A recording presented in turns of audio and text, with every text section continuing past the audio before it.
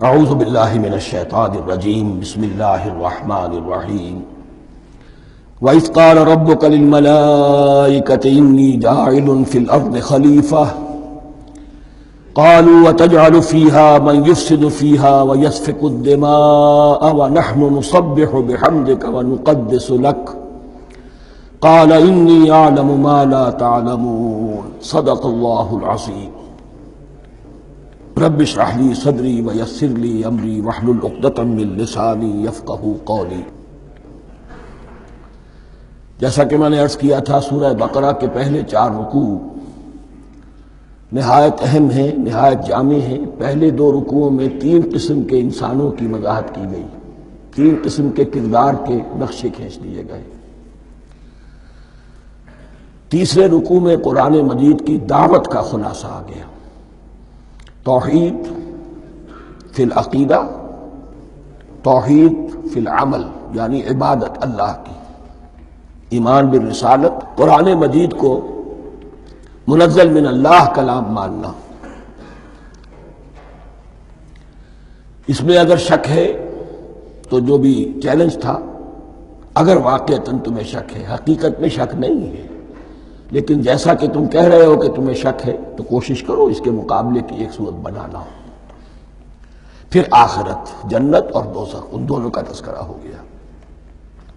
پھر ایک خاص مسئلہ جو قرآن مجید کے اسلوب پر اعتراض کی شکل میں آیا کہ اس میں مچھر جیسی حقیر شے کا بھی تذکرہ ہے، اس کی حکمت بیان کر دی گئی کہ تشبیہ اور تمثیل میں ظاہر بات ہے کہ ممثل لہو اور ممثل بہی میں مناسبت چاہیے۔ جس چیز کے لیے تمثیل بیان کی جا رہی ہے، جس شے سے تمثیل بیان کی جا رہی ہے، ان میں مناسبت ہونی چاہیے، اس میں عظیم یا حقیر کا کوئی سوال نہیں۔ پھر یہ بات کہ جن لوگوں کے دلوں میں زیغ ہے، کجی ہے، وہ اس قرآن سے بھی ان کی ضلالت میں، گمراہی میں اضافہ ہوگا۔ جو لوگ طالب حق ہیں ان کو یہ قرآن مجید ہدایت دے گا، اور کن کو اللہ گمراہ کرتا ہے؟ جو سرکش ہے، جو نمبر 1 اللہ سے جو عہد کر کے دنیا میں آئے تھے اس کی خلاف ورزی کر رہے ہیں اور صلہ رحمی کے بجائے قطع رحمی کرتے ہیں۔ اس کے بعد ایک بہت اہم فلسفیانہ بات آ گئی، اور اسی کے ضمن میں میں نے اصل میں یہ ساری بات دہرائی ہے۔ میں نے کہا تھا کہ یہ بات واضح ہوگی آگے جا کر سورہ غافر میں۔ پھر ذہن میں لائیے کہ جب یہ صورت نازل ہوئی ہے، سورہ غافر نازل ہو چکی تھی، لہذا یہاں اجمالی تذکرہ ہے، وہاں تفصیلی تذکرہ ہے۔ اہل جہنم کا قول نقل ہوا ہے، ربنا امتنا اثنتین واحییتنا اثنتین فاعترفنا بذنوبنا فہل الی خروج من سبیل۔ اے اللہ، تو نے 2 مرتبہ ہم پر موت وارد کی، 2 مرتبہ ہمیں زندہ کیا، اب ہم نے اپنے قصور تسلیم کر لیے، تو اب یہاں سے بھی کوئی اور مرحلہ ہے یا نہیں؟ یہاں سے نکلنے کا بھی کوئی راستہ ہے یا نہیں؟ اس سے حقیقت یہ واضح ہوئی، انسان کی تخلیق اول ہوئی عالم ارواح میں، صرف ارواح کی حیثیت سے، اور حدیث میں آتا ہے الارواح جنود مجندہ، لشکروں کی شکل، تمام انسان۔ ان سے عہد لیا گیا الست بربکم قالوا بلی، پھر سلا دیا گیا ارواح کو۔ یہ گویا کہ پہلی موت تھی جو ہم گزار آئے۔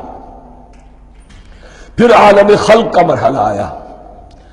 عالم خلق میں یہ تناسل کے ذریعے سے رحم مادر میں جب ایک جنین تیار ہوتا ہے تو ایک حدیث ہے حضرت عبداللہ ابن مسعود سے، 4 مہینے کا جب جنین ہو جاتا ہے تو اس کے بعد وہ روح لا کر اس میں پھونک دی جاتی ہے۔ یہ گویا کہ احیاء اولا ہو گیا، پہلی مرتبہ کا زندہ کیا جانا، پہلی موت کی نیند سے جگا دیا گیا۔ اے تازہ واردان بساط ہوائے دل، اب ہم اس دنیا میں اس جسد کے ساتھ زندہ ہوئے، اب پھر موت آئے گی، جسد یہی چلا جائے گا جہاں سے آیا تھا، روح جہاں سے آئی تھی وہاں واپس جائے گی۔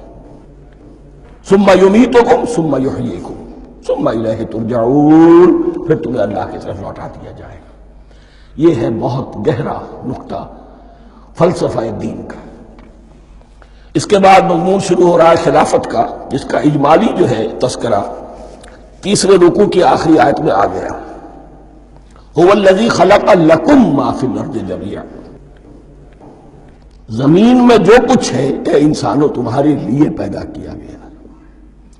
اسی کے ساتھ جڑتا ہوا مضمون اب خلافت کا آ رہا ہے۔ وَإِذْ قَالَ رَبُّكَ لِلْمَلَائِكَةِ إِنِّي جَاعِلٌ فِي الْأَرْضِ خَلِيفَةً، اور یاد کرو جب کہ کہا تھا تمہارے رب نے فرشتوں سے، میں بنانے والا ہوں زمین میں ایک خلیفہ۔ اب خلیفہ کی حقیقت کو سمجھیے، خلیفہ کسے کہتے ہیں؟ نائب۔ عام طور پر لوگوں کو مغالطہ ہوتا ہے کہ خلیفہ جانشین جو ہے وہ تو کسی کے موت کے بعد ہوتا ہے، زندگی میں تو نہیں ہوتا۔ لیکن یہاں اصل میں ہمارے لیے بہت آسان ہے، انسان کی جو اصل حقیقت ہے اس دنیا میں اس کو سمجھنے کے لیے یوں سمجھیے کہ ہم آج سے 50 سال پہلے انگریز کے غلام تھے، ہمارا بادشاہ یا ملکہ انگلستان میں تھا یا تھی، دہلی میں وائس رائے ہوتا تھا۔ وائس رائے کا کام کیا ہے؟ جو حکم آیا ہے ہز میجسٹیز گورنمنٹ کا یا ہر میجسٹیز گورنمنٹ کا جو حکم آیا ہے بلا چون و چرا، بغیر کسی تغیر اور تبدل کے نافذ کرے۔ ہاں جہاں کوئی حکم وہاں سے نہیں ہے تو یہاں کے حالات میں بہترین اپنی رائے قائم کرے، غور و فکر کرے، یہاں کی مصلحتیں کیا ہے، جو چیز بھی امپائر کی مصلحت میں ہو اس کے مطابق فیصلہ کر سکتا ہے۔ بین ہی یہی رشتہ ہے۔ اللہ ہے لیکن اللہ نے اپنے آپ کو غیب کے پردے میں چھپا لیا ہے۔ زمین پر انسان ہے، اب انسان کا کام یہ ہے جو ہدایت آ رہی ہے اللہ کی طرف سے اس پر تو بے چون و چرا عمل کرے۔ جہاں کوئی ایکسپریس ہدایت نہیں ہے، کوئی واضح ہدایت نہیں ہے، وہاں اپنے بیسٹ ججمنٹ کو ایکسرسائز کرے، اسی کا نام اجتہاد ہے۔ غور و فکر کرے، سوچے، اور جو بات روح دین کے زیادہ سے زیادہ مطابقت رکھنے والی ہو اس کو اختیار کر لے۔ بین ہی یہی رشتہ ہے در حقیقت، رشتہ خلافت کہ جو اللہ اور انسان کے مابین ہے۔ اب یہ جو دی گئی ہے یہ حیثیت تمام انسانوں کو دی گئی ہے، پوٹینشلی ہر انسان اللہ کا خلیفہ ہے، لیکن جو اللہ کا باغی ہو جائے، جو خود حاکمیت کا مدعی ہو گیا، گویا کہ وہ باغی ہے۔ اب اگر شاہجہان بادشاہ تھا، اس کا کوئی ولی عہد تھا، اور ولی عہد جو ہے صبر نہیں کر سکتا، اپنے باپ کی زندگی ہی میں بغاوت کر دیتا ہے، حکومت حاصل کرنا چاہتا ہے، تو اب وہ کیا ہے؟ واجب القتل ہے۔ جو لوگ بھی حاکمیت کے مدعی ہو گئے، ویسے تو حقیقت واجب القتل ہے، لیکن دنیا میں مہلت دی ہے اللہ نے، یہ دارالامتحان ہے، فوراً قتل نہیں کرتا، فوراً ختم نہیں کرتا۔ وَلَوْلَا كَلِمَةٌ سَبَقَتْ مِن رَبِّكَ إِلَىٰ أَجَلٍ مُّسَمًّى لَقُضِيَ بَيْنَهُمْ، اگر یہ پہلے بات طے نہ ہو چکی ہوتی، ایک وقت معین تک کے لیے انہیں مہلت اللہ نے نہ دی ہوتی تو اللہ فیصلہ چکا دیتا، لیکن مہلت دی ہے۔ لیکن کم سے کم اتنی سزا ملتی ہے کہ اب وہ خلافت کے حق سے محروم کر دیے گئے۔ گویا کہ اب خلافت دنیا میں ہوگی خلافت المسلمین، صرف وہی شخص کہ جو اللہ کو مانے اپنا حاکم مطلق، وہ خلافت کا اہل ہے۔ تو یہ چند باتیں خلافت کی اصل حقیقت کے ضمن میں یہیں پر سمجھ لیجیے۔ وَإِذْ قَالَ رَبُّكَ لِلْمَلَائِكَةِ إِنِّي جَاعِلٌ فِي الْأَرْضِ خَلِيفَةً قَالُوا أَتَجْعَلُ فِيهَا مَن يُفْسِدُ فِيهَا وَيَسْفِكُ الدِّمَاءَ وَنَحْنُ نُسَبِّحُ بِحَمْدِكَ وَنُقَدِّسُ لَكَ۔